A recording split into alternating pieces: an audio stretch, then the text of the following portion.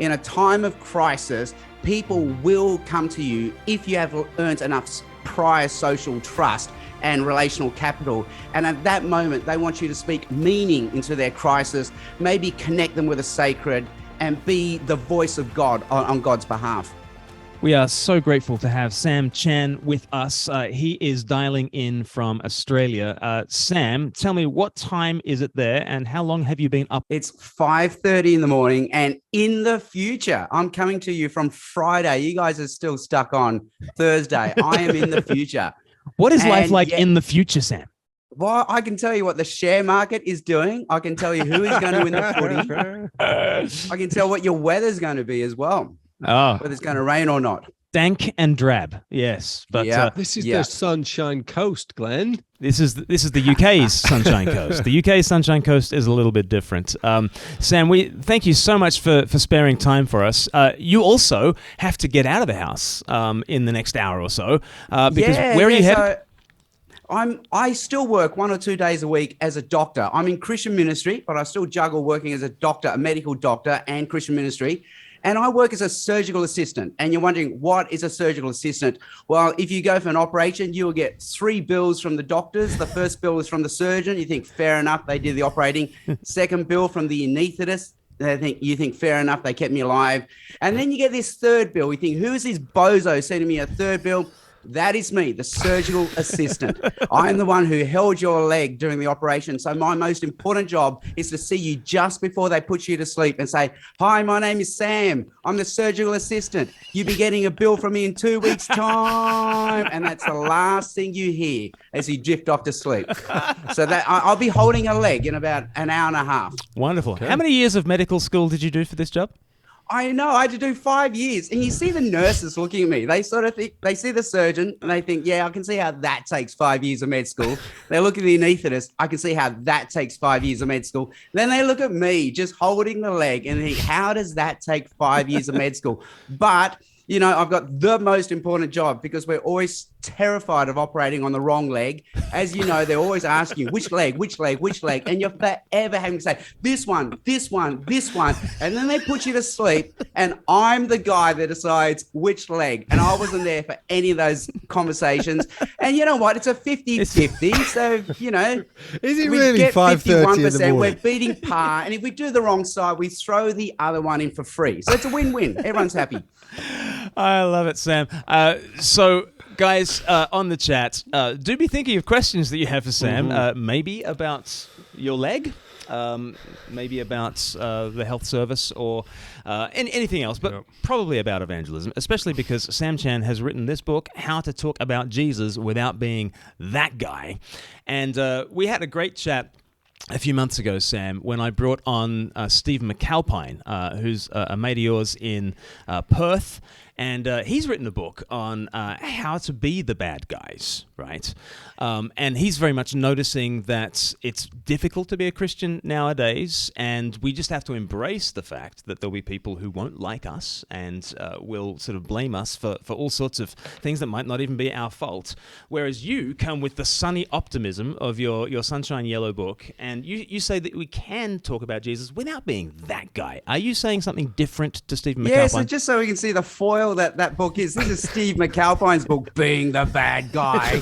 So this is the dark side. I'm on the good side, right, of the force. And you can see, you know, I'm sunny yellow. Steve is angry red. And just so you know, Steve and I are friends. And at the time, we were both working for City Bible Forum. I still am. The books came out the same year. And the backstory is they both got nominated for Australian Christian Book of the Year. So it came down to like 10 finalists. And because it was COVID, the book presentation ceremony had to be attended via Zoom. And I remember wondering, do I have to dress up for this if it's on Zoom, you know, even though I'm one of the finalists? So I texted Steve McAlpine and said, I don't think we have to dress up because my link is just a dead link. I'm just watching. And Steve McAlpine is saying, no, we're on camera. My link is a live link. They're going to have me on camera. They told me to dress up. And I go, no, but my one has no camera. And then we both go, oh, I know what's happening here. And we both worked out who was going to win. The guy who gets given the live link, whereas I was just given the dummy link just to attend as an attendee. Always the bridesmaid, Sam. Dear. But Yeah. you're saying you guys are friends, and you're saying you both work for the same Jesus, and you were even working for the same organization. So you're not saying totally different things. But what are the different emphases? I think that they're complementary emphases. So Stephen's pointing out how these days Christianity, we're perceived as a social pariah. We're actually bad for society. We're a social evil. And I'm saying, yes, and there are also ways that we can talk about Jesus where we're not following social etiquette as well, And someone said, the instant you talk about Jesus, you have become that guy. So it's about how to read the room, having, just realizing what are the social norms for how to talk about values and religion. And I think it helps that I do work 1 or 2 days a week as a doctor in that secular space. And Steve McAlpine makes a really good point that, say 20 or 30 years ago, if you got called into ministry, full-time Christian ministry, like some sort of pastoral Sunday ministry, that was seen as the higher, harder calling. But now Stephen McAlpine says the higher, harder calling is the Christian who stays in the secular workspace Monday to Friday, where you're seen as socially evil and you can't even talk about Jesus.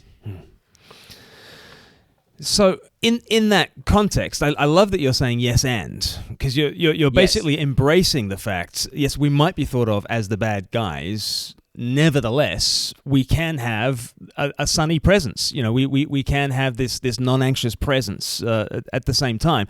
You mentioned in your book about being the unofficial chaplain to your friends. It was a real highlight of the book for me. Describe to me what the unofficial chaplain to your friends is.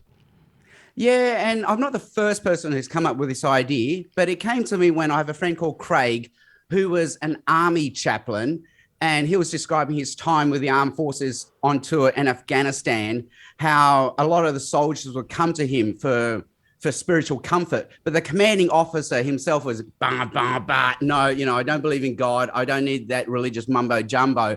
But enough traumatic things happened that sooner or later, the commanding officer one day calls Craig into his room, says, Craig, sit down, close the door behind you, and then says to Craig, can you please pray for me? And all my chaplain friends said, that's exactly how it happens. In a time of crisis, people will come to you if you have earned enough prior social trust and relational capital. And at that moment, they want you to speak meaning into their crisis, maybe connect them with the sacred and be the voice of God on God's behalf. And so there are ways you can do that. Like how do you do that? Well, just simple ways. My chaplain friends say, just turn up to work or with your neighbors or with your friends and colleagues and just show genuine curiosity in their life. And we all know how it works. On Monday, we ask, how was your weekend? And that's just seen as, a question you got to get out the way before your weekend start. But we can say things like, if they say, oh, we had a family picnic, we can ask the second question. So how did that go? So take a genuine curiosity, try to learn the names of their children, the ages of their children, and just show that we understand, we care, and maybe voice their fears back at them. So I'll give an example, a nurse at work, for months I ask, how are the kids, bit by bit, I learn their names, and she's just amazed. How do you remember my kids' names? And it shows you've shown genuine curiosity, you really do care, you're really listening. And then I asked one day, so how are the kids doing at school? And finally she said, so the guard drops and she says, you know what? They're not doing well. They're getting bullied and they're falling and they've got learning issues. And I said to her, oh, you're just worried that your children will fall behind. And so just by voicing her fears and anxieties, she went, yes, that's exactly it. And then an unofficial de facto chaplain then often offers to pray. So I said to her, hey, my wife, my kids, we pray every night for our friends. Would it be okay if we prayed for your children? And she said yes. And then often what I like to do is video us having a family prayer time and showing us praying for them. And I'll send them the video, say, hey, we really did pray for you. And maybe a week or two later, just check in and see how things are going. And often they'll say, well, there have been little changes. And I'm not guaranteeing there always will be. And that's when I introduce the language of providence. I say things like, that's a miracle. That is a miracle. And often they go, yeah, that is exactly it. I'll give you another example. as the surgical assistant, I'm the least important person in the operating room. Like, really, if the nurse didn't turn up, if the anaesthetist didn't turn up, the operation could not go ahead. If I don't turn up, the operation can go ahead. And that's actually why I do turn up, so they don't find out that it actually could have gone ahead without me. And it actually went a lot better without me. So I actually said to the nurse, I said, hey, you know what? I'm the least important person in this room. And she said, no, you're the one who keeps everyone calm. So I didn't know, but as Christians, we often bring shalom. We're peacemakers, and we're that calm, non-anxious presence. And just like dog owners don't notice the smell of dogs around them, they're just too used to it. Maybe as Christians, we don't notice the shalom, the peace, the mediating presence that we do bring into our friends' lives. That gels a lot with one of the things that we say here at Speak Life, which is that pastoral care is just evangelizing Christians and evangelism is just pastoring non-Christians. Is that something you can get on board with? Oh, totally. So in the car, when I do the school drop-off for my kids, we take turns praying. But one common prayer point we have is, dear God, help us to be Jesus to those around us. So how can I be Jesus in the classroom? How can I be Jesus to my neighbors? How can I be Jesus in the workplace? So how can I pastor them? How can I be common grace and special grace to those around me? You know, God sends rain on the righteous and the unrighteous in Matthew. And I remember as a kid hearing that, like, oh my gosh, God curses everyone no matter what, because I thought rain was a bad thing as a kid. Now I say, no, rain was a good thing, especially in the Middle East. So God sends blessings to everyone no matter what. And we turn up and just say, how can I bring rain? How can I bring peace? How can I bring pastoral care? How can I bring Jesus to those around me? It seems to me like you have an expectation, Sam, that you, A, can do good to those around you, and that you'll be perceived as a peacemaker, as someone who can bring calm to those situations. And I think that's really helpful in a Christian culture in which we can feel embattled and in which we can feel like everybody hates us. And I'm always quoting to people some of the statistics over here in the UK that have been done. The Talking Jesus survey was done in 2015 and in 2022. And it asks a whole bunch of non-Christians, what do you think about Christians? And the non-Christians are very happy to say like incredibly positive things about the influence of the Christians that they know in their lives. And very few of them actually tick a box that says they're bigoted or homophobic or those sorts of things that we're all so afraid of. Literally only about 8% of the population, when asked, would you tick a box that, describes a Christian as somewhat homophobic or something? 8% of the population do. 92% are like, nah, I kind of like the Christians in my life. Does that surprise people? Do you think that experience would be similar in Australia? And do you think the Christian surprise at that would be similar as well? Oh, that is so, so true. Like the experience on the ground is so different from what we hear out there, especially in the online media world. I remember David Brooks from New York Times, and he was quoting someone else's study. He said let's say the Twitter sphere, in social media, the extreme right, those who tweet, those who virtue signal, those who comment, those who argue, they're 8%. And on the left progressive, those who virtue signal, those who comment, they're like 6%. The rest in the middle are what they call the exhausted majority. They're just trying to get through each day and survive each day. And that's what we see with the US politics, because voting's not compulsory. They pander to the extremes. So suddenly we see the whole world as polarized. But you're so right. Barna.com research showed that the average non-believer in the USA, yes, they do have a problem with abstract, institutionalized Christianity, the idea of Christianity, but they actually don't have a problem with the Christian friend in their life. And I've noticed that when I turn up to work, no one is asking for my views on X, Y, or Z, and they don't see any cultural war between them and me. And if they do ask me a question, it's to generally find out my views on X, Y, and Z, and not to debate or oppose me. You talk in your book about plausibility structures, and for anyone to hold any kind of belief, and we're all believers in something, but we are always inhabiting some kind of plausibility structure. And I guess the church and Christian community is a plausibility structure, would you say? Like, what is it that can help us as we introduce people to Jesus, make them think that it's plausible? Yeah, and to best understand what are plausibility structures, I say, hey, just imagine I tell you a story that, just last night, a UFO landed in my backyard.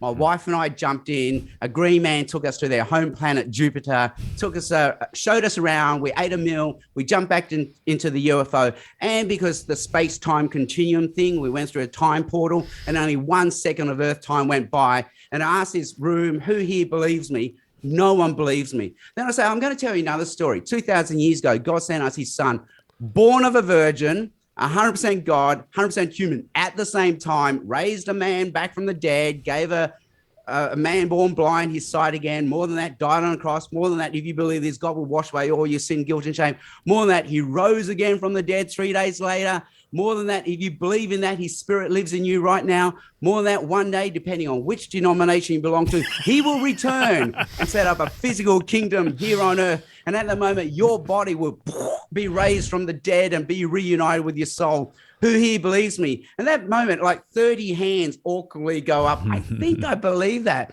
But we feel awkward because suddenly we think, you know what?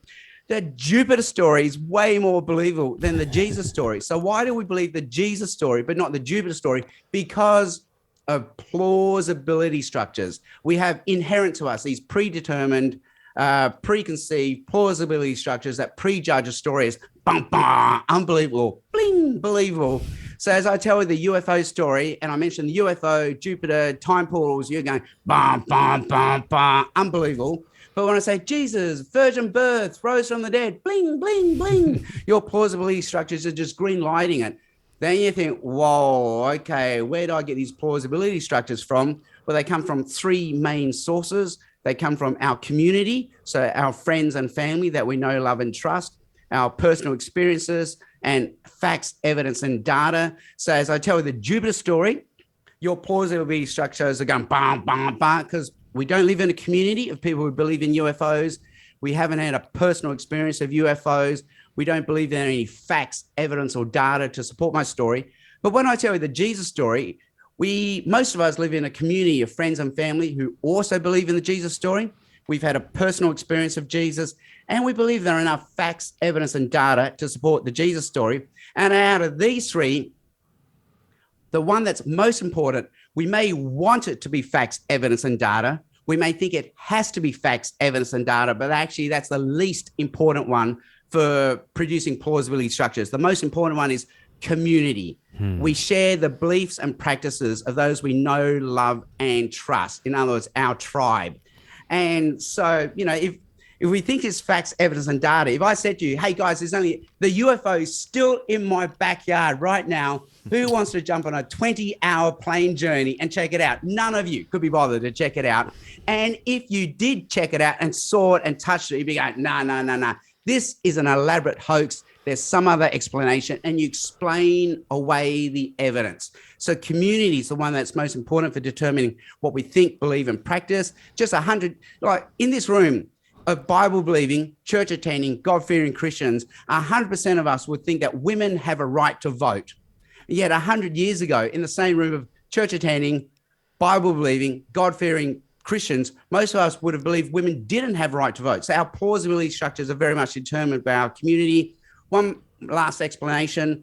When my wife and I were expecting our second child, we had to play that game that parents play where we had to decide what to name our child. Like every parent's thinking, okay, we can't have a name too common like Peter or Paul because that's boring. But we can't have a name too weird like Matthew with 3 T's and a silent Q because that's just weird. So every parent's thinking, I need that name that's just right. It's just hip, it's trendy, it's out there. And everyone thinks, how cool are the parents, hey? So we thought, okay, Cooper. We'll name him Cooper.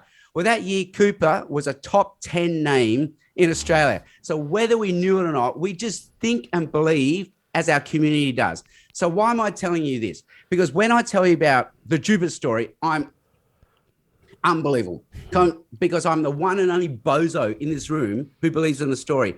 But if I tell you the Jupiter story and half of this chat room suddenly goes, Me too. Same thing happened to me last night. I thought that was you I saw on Jupiter, but I just didn't want to wave, just in case. Now the other half of the room is thinking, hey, this is more believable because half the room believes it.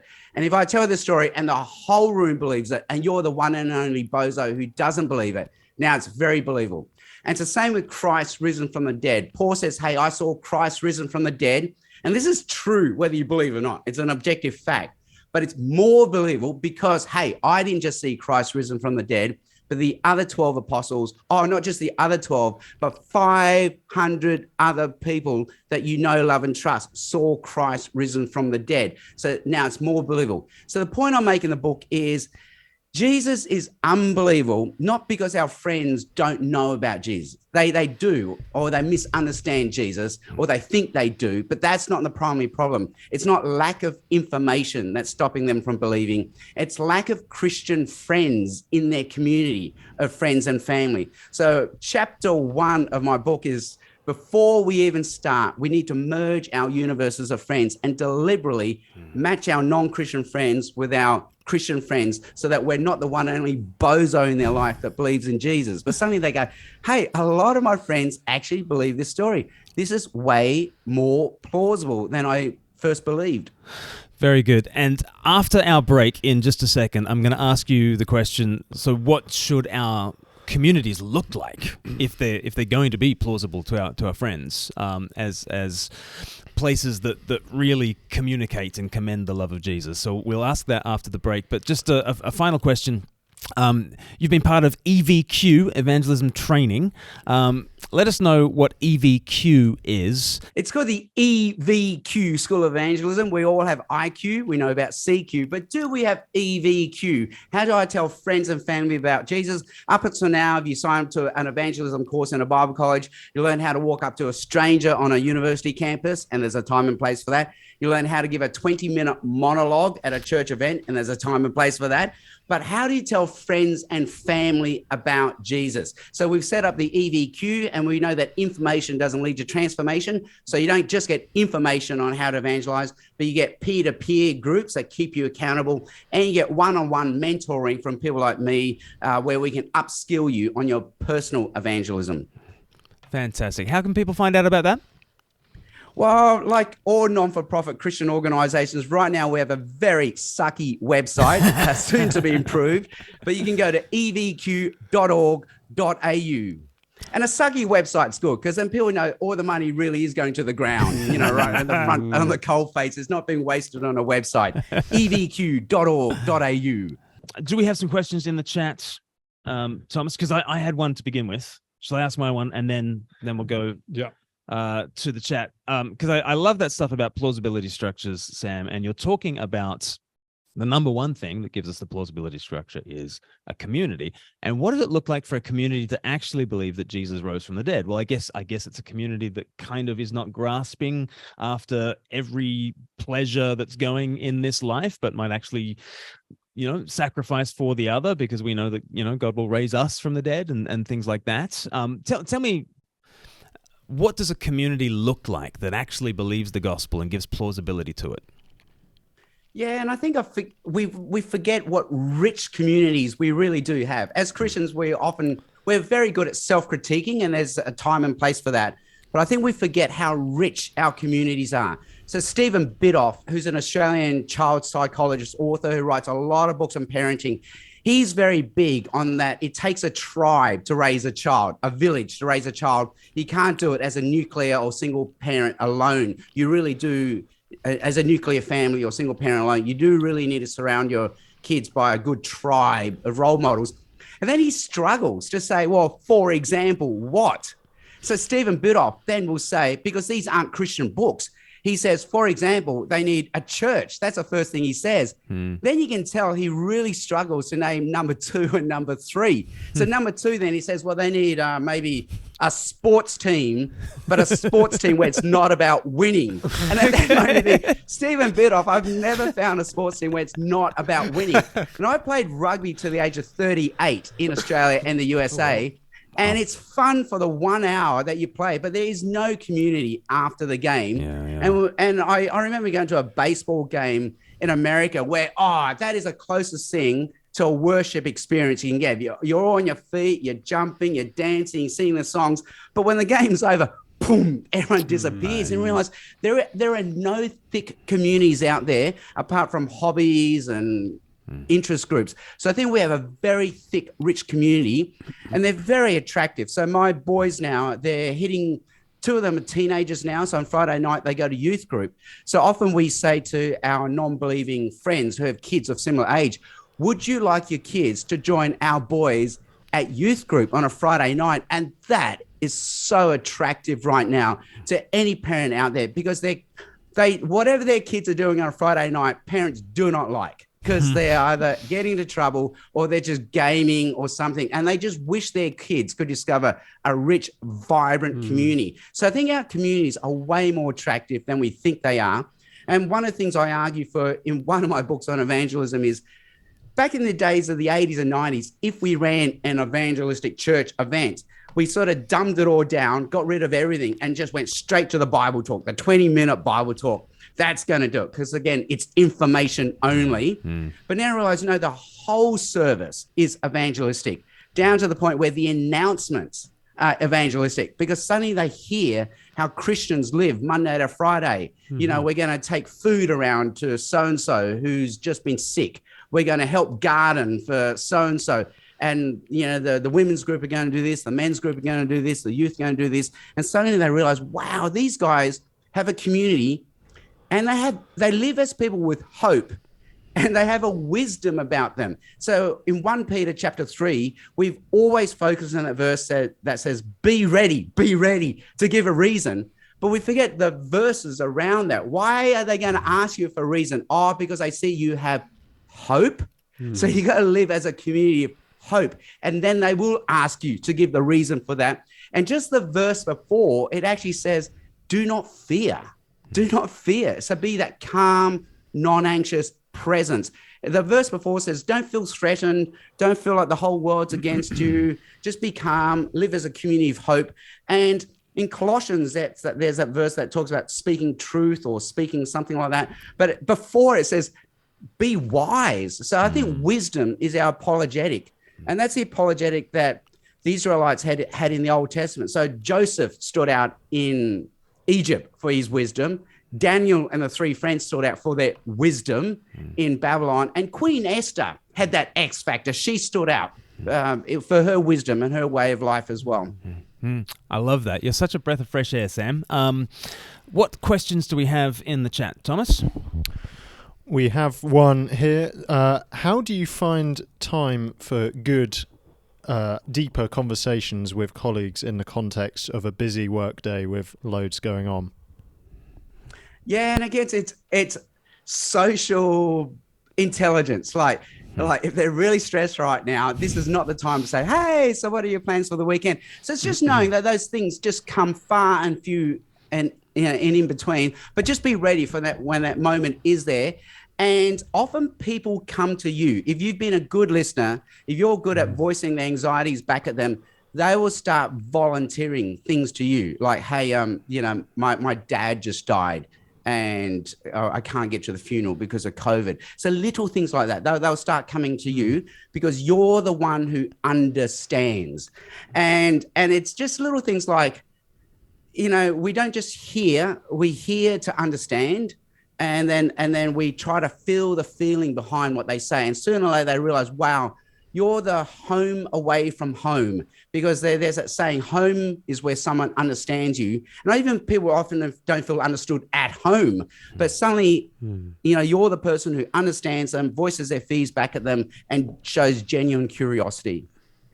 I love that. And especially because if you're aiming to be somebody's unofficial chaplain, the sort of life you'll live and the sort of impact you'll seek to have is quite different to if you think your job is to be the alpha male or alpha female, the sort of the A-type personality with the patter and loads of gags. And your friends don't want to talk to that sort of person when life goes badly.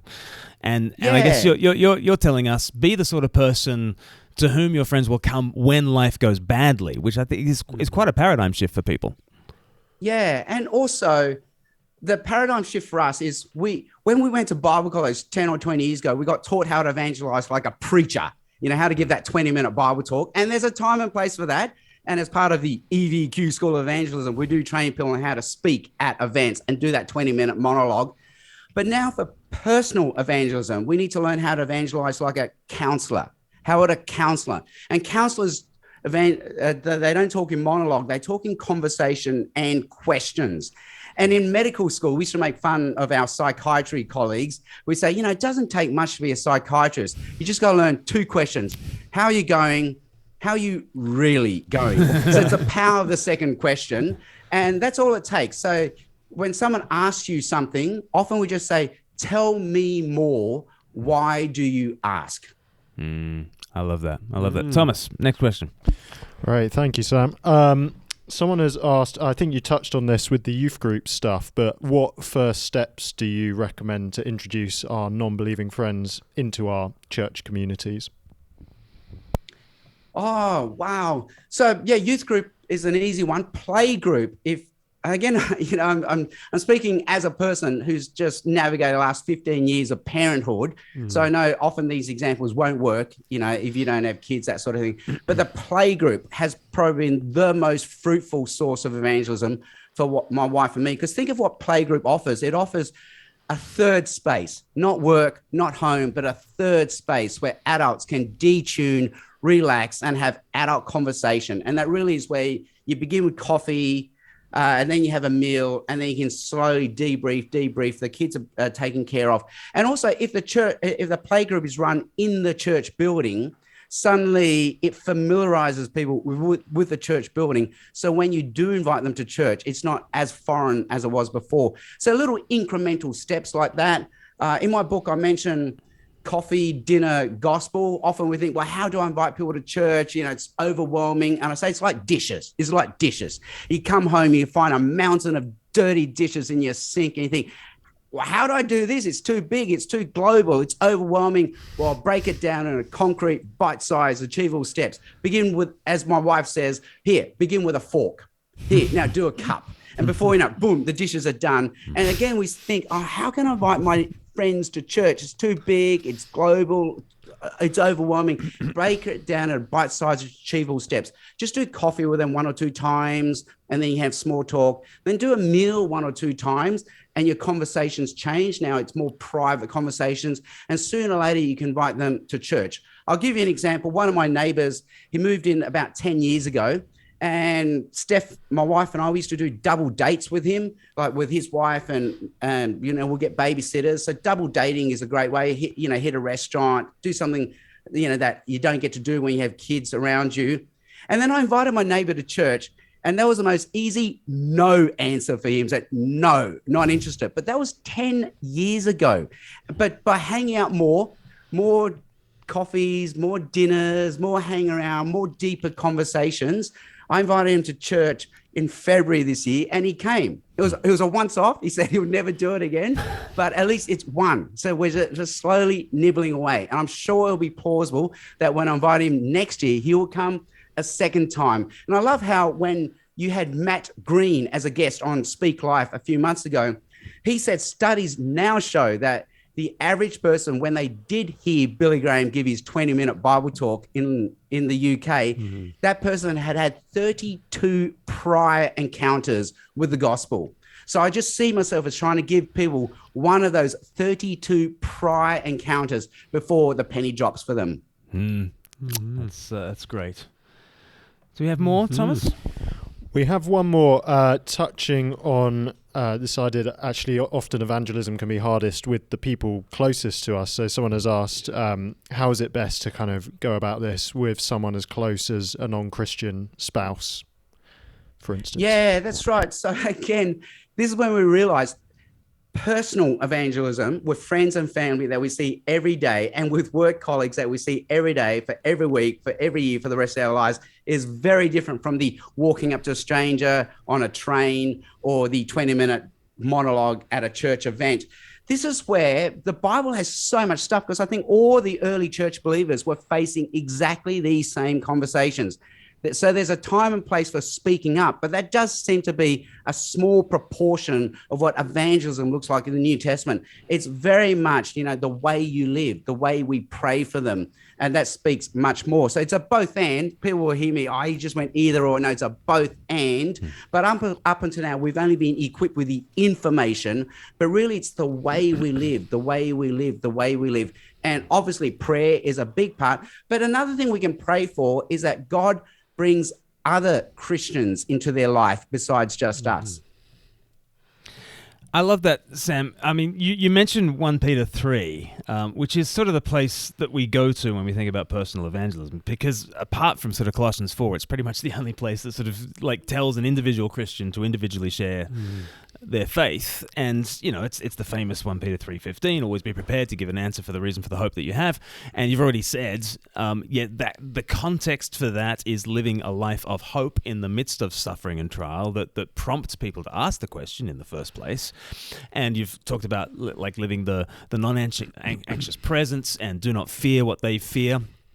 What strikes me as well about 1 Peter 3 is the chapter begins, wives, in the same way submit yourselves to your own husbands, so that if any of them do not believe the word, they may be won over without words by the behavior of their spouse, by the behavior of their wives. And you think, that is stunning that in the very same chapter that Peter's like, always be prepared to have words, he has already told us just 2 paragraphs earlier, and you can totally win someone for Jesus without words. And that makes, evangelists break out in a rash, because we're all like, no, you must use words. You can't mime the gospel. Yeah, there are some people who are hyperverbal, I've heard. I don't know if either of you have met any of them, but yeah. But it's possible to be non-verbal and actually see conversion, which I think that's incredibly hopeful, but it's also a little bit of a rebuke for wordy people like Sam and I, who are, always giving the patter, and even the very chapter that is the biggest encouragement to personal evangelism says, actually, you can see people won to Christ through your behavior, and like it's exactly this thing that the questioner has asked about, which is like in the midst of a marriage with an unbeliever. And there are these relationships that we have which are we're not locked into, but we are there for the long haul, right? And those are obviously different in nature to work colleagues or people at the school gate, where it may be just for a season. And so the opportunities that come up, I suppose maybe part of the challenge is that you can feel the constant pressure, I need to be telling this person about Jesus.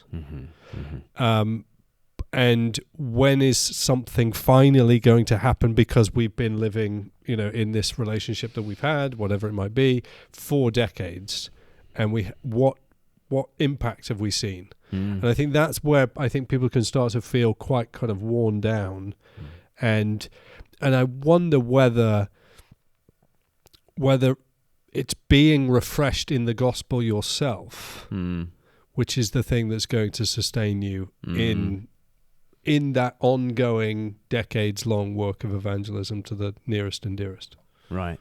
Because if you see yourself primarily as an evangelist to that person, then if they haven't come to the Lord, then I guess you must class yourself as a failure. If your primary identity is I'm loved by Jesus, then okay, I'm a winner. And that's the hope that is within you, which someone might ask about. Yeah. Well, the thing to focus on is the Lord Jesus, who gives you the hope, who is the hope of the gospel in us. And so if we're anxious about how many more opportunities, I've invited them to this thing, I've invited them to that thing, I've given them countless books by Glen, Scrivener and Sam Chan, and they still won't budge, I'm just bereft. And to say, you just need to be refreshed in the good news of Jesus yourself, and that is an attractive thing, as we've already discussed. Right. Hey, I'll just mention one thing. I know time is running out, but I like to do that Bible in 1 year, app by Alpha every second year, and you see verses that you missed. So just 2 years ago when I was going through it, I noticed in Exodus chapter 12 that when the Israelites were leaving Egypt, there's a verse that says, and God made the Egyptians favorably disposed to yeah. the Israelites, so that they gave all the gold away to the Israelites. And I think that's the way God works. Like top down, Pharaoh hated, the Israelites, but bottom up at the ground level, the Egyptians themselves in personal relationships were favorably disposed to the people of God. And I think that's what we find, where we are in UK and Australia. Top down, it feels like we're being oppressed. The culture wars, they're out to get us. But bottom up, God is making our friends and family and our work colleagues favorably disposed to us. I love that. Yeah. That's really well borne out in the statistics. So Yes. I don't know if you know, Sam, we had a recent survey. It was done a few years earlier. Speak Jesus? Is that The one? Talking Jesus survey was Talking so Jesus, refreshing just to hear that people did Yeah. feel very pleased to know Christians. But no Christians believe it. I keep on telling people the statistics, and they keep on saying, "Oh, they mustn't have surveyed my friends," or they mustn't have surveyed my friends think I'm awful. Well, yeah. I suppose part of the thing with that is what we've noticed since they did the 2022 survey is the difference between this and pre-COVID is that fewer people know a Christian. Right.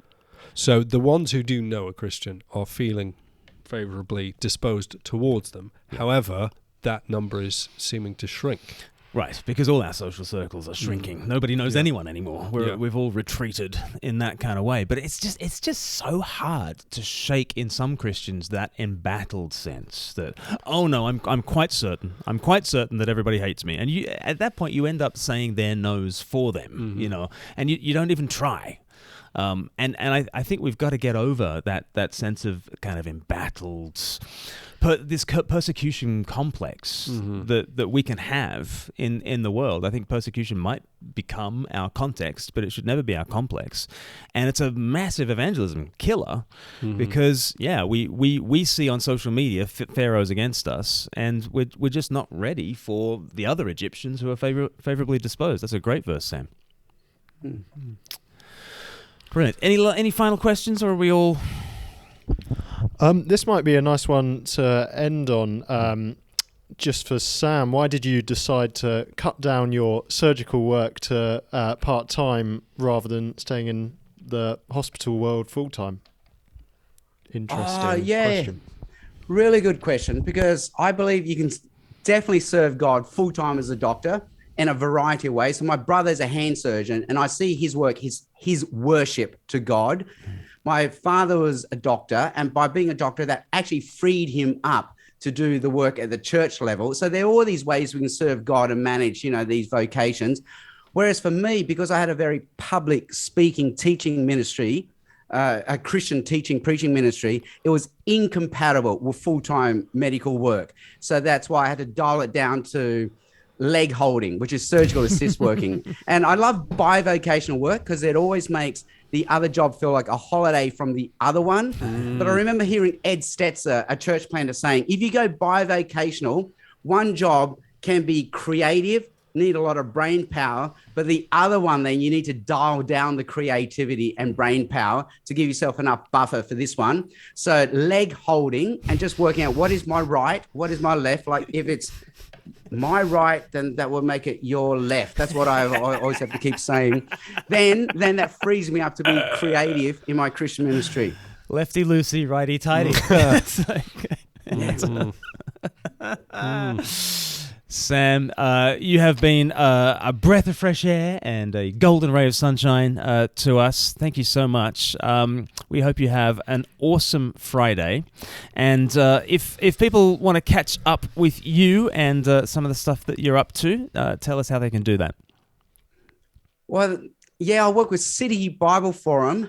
So that's citybibleforum.org.au. I also blog occasionally at espressotheology.com. So that's another way to find out what I'm up to. So that's espresso.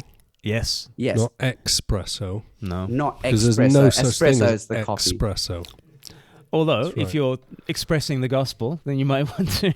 Let's not confuse people. I did that. I confused people. Espressotheology.com. Is that right? That's correct. Fabulous. Awesome. Well, thank you, everyone, Thank you, everyone, for joining us this evening for this house party. It's a party in your house. We've had a wonderful time. I certainly have. We need to go and think of a simpler quiz to do for the next one in October. It might take us a while.